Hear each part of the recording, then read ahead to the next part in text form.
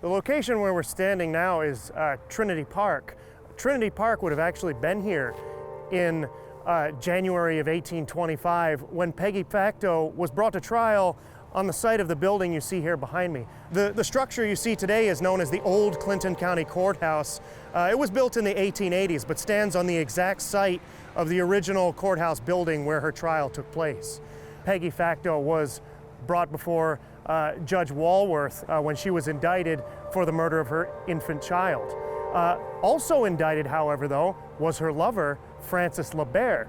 In fact, some people believe that he was the architect of the murder. It wasn't Peggy Facto at all.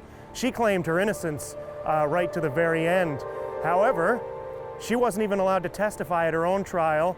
Mr. LeBert was acquitted of any wrongdoing or any affiliation with the crime, and Peggy Facto was sentenced to hang for the death of her infant child. In fact, the judge was kind of what was referred to as a hanging judge at the time, and he rained brimstone down on the woman and called her depraved and sentenced her to death.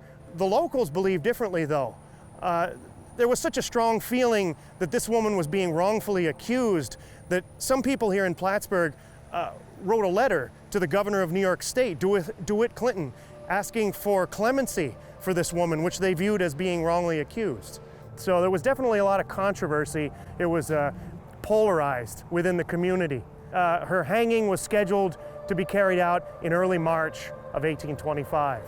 Yeah, and the locals kind of waited around with bated breath to see what would happen if the governor would in fact come through and grant clemency for this woman, or how it would play out. No one knew for sure. It's unfortunate that there wasn't a Sherlock Holmes in America at the time who could have delved a little deeper into the details of the crime, because they probably would have found that she was most likely innocent.